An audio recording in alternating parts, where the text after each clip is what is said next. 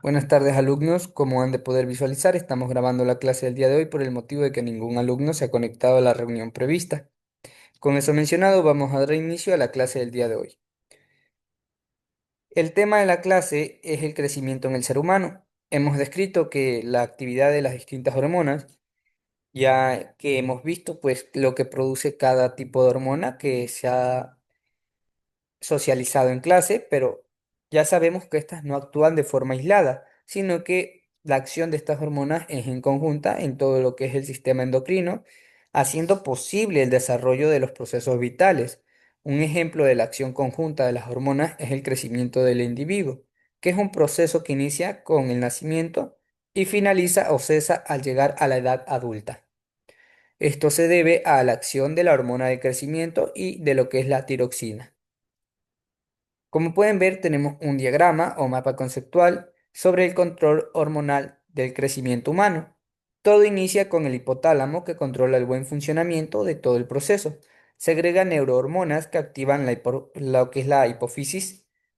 La hipófisis anterior segrega la hormona estimulante, lo que son tiroides, que actuará sobre la glándula y la hormona del crecimiento, cuyos órganos diana son los músculos y los huesos principalmente.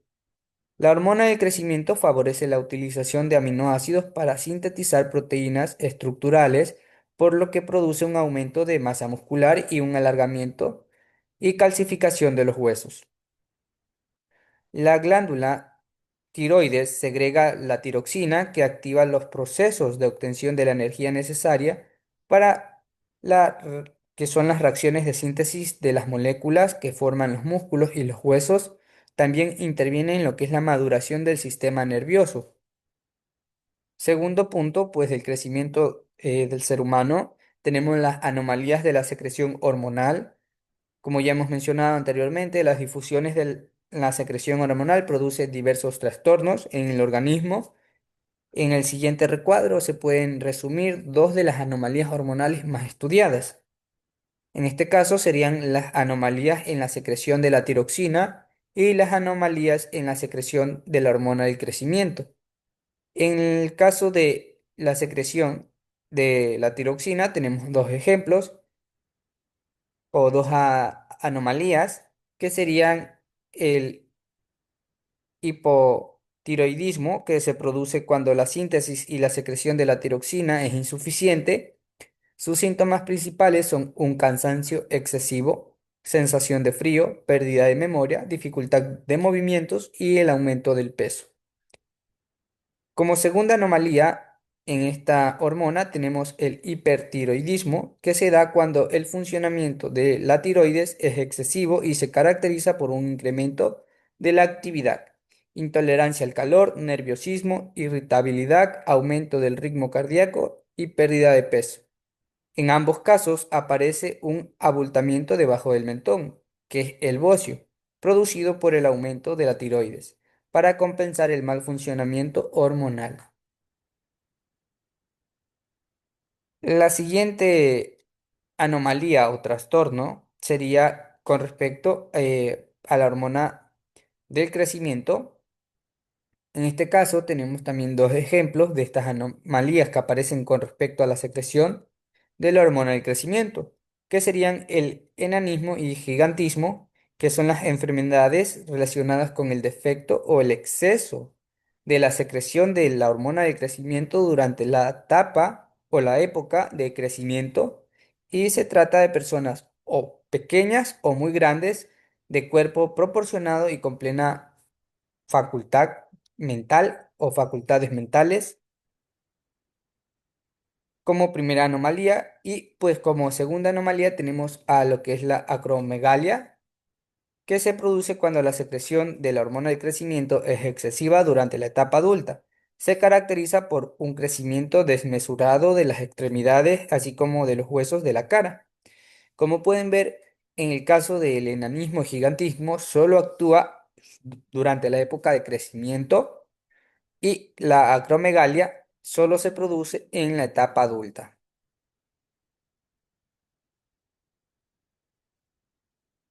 Ok, alumnos, vamos a resumir lo que sería todo lo que hemos visto hasta ahora. El sistema respiratorio en el ser humano realiza dos funciones importantes, que son la incorporación del oxígeno al organismo y la eliminación del dióxido de carbono. Está formado por las vías respiratorias y los pulmones. Las vías respiratorias son una serie de órganos en forma de tubo por lo que circula lo que es el aire. En ellas distinguimos las fosas nasales, la faringe, la laringe, la tráquea, los bronquios y los bronquiolos. Los pulmones son dos órganos esponjosos en forma de sacos situados en el extremo inferior de cada uno de los bronquios. Están formados por los bronquiolos y una multitud de alveolos pulmonares. Estos son pequeñas estructuras en forma de saco con una pared muy fina y recubierta de vasos sanguíneos. Durante la respiración se lleva a cabo diversos procesos que serían la filtración del aire o calentamiento de aire, y la filtración del aire ocurre a través de lo que son las fosas nasales, donde se retienen las partículas que generan infecciones.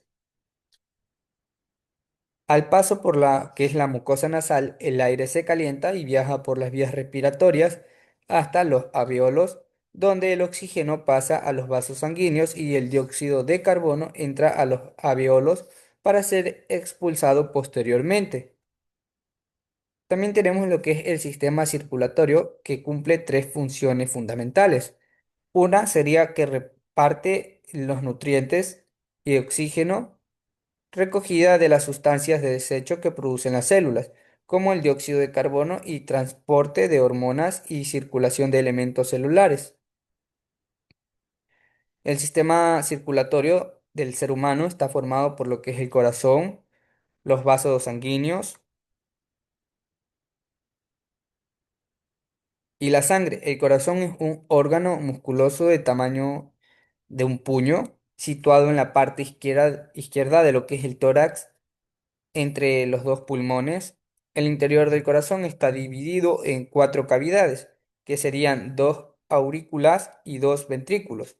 Los vasos sanguíneos son los conductos por donde circula la sangre y forman una extensa red de tubos de diámetro variable.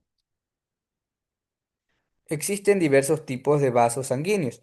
Los principales son arterias, venas y capilares. Las arterias son los vasos que sacan la sangre del corazón, mientras que las venas la retornan.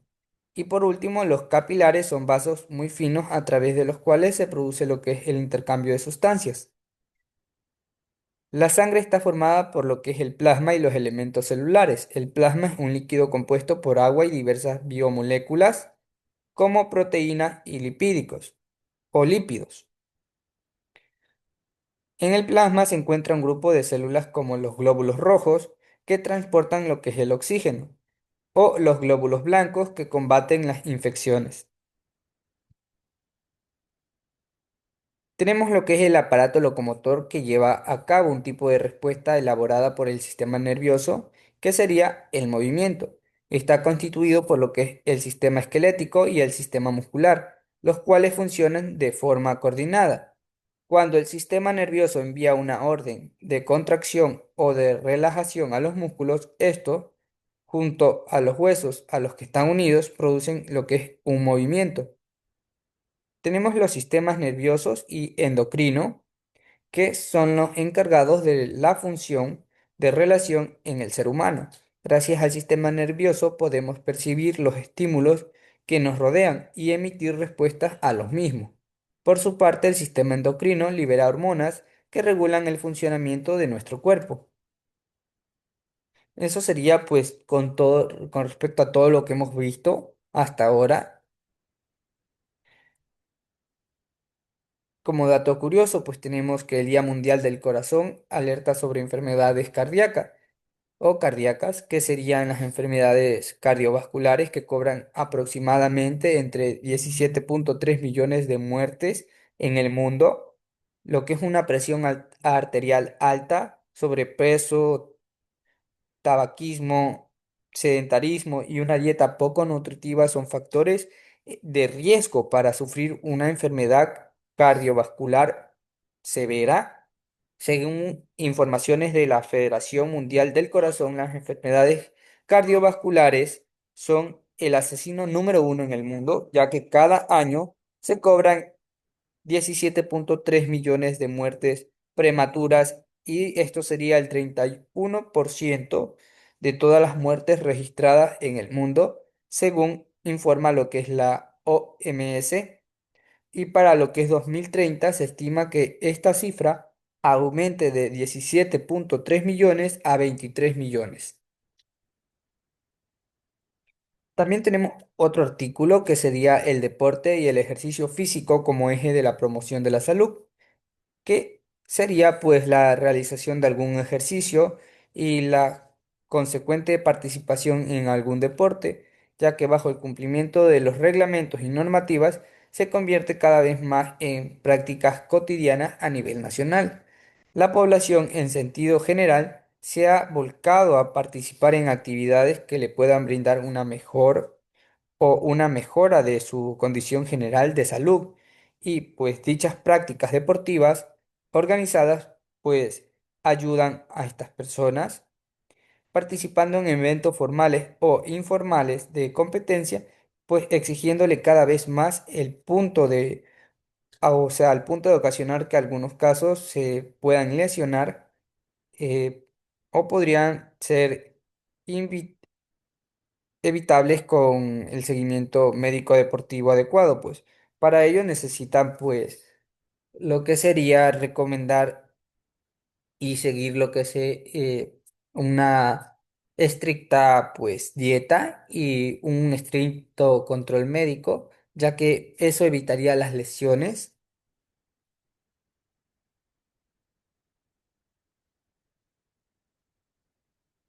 Ok, alumnos, eso sería todo con respecto a la clase y el tema pues que hemos visto el tema del crecimiento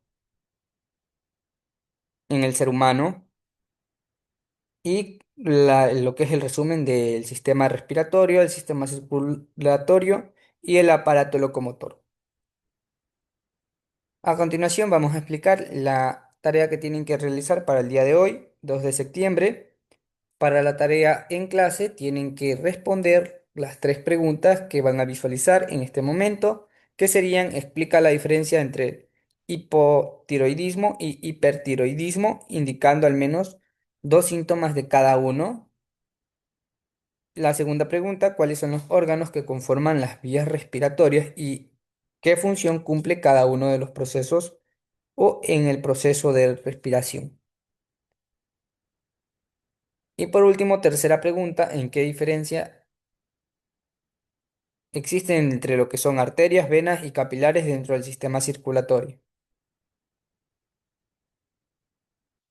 Para la tarea en casa tienen que realizar lo que es un cuadro comparativo entre el enanismo, gigantismo, acromegalia, indicando las causas y las características de estas anomalías, como ya lo hemos explicado en la clase del día de hoy. Pueden resumir un poco más lo que es estas enfermedades, estas anomalías y hacer lo que es la actividad. Ok, alumnos, con eso mencionado, damos por finalizada la clase del día de hoy, 2 de septiembre. Si tienen alguna duda o pregunta con respecto a la clase, pueden comunicarse conmigo mediante la plataforma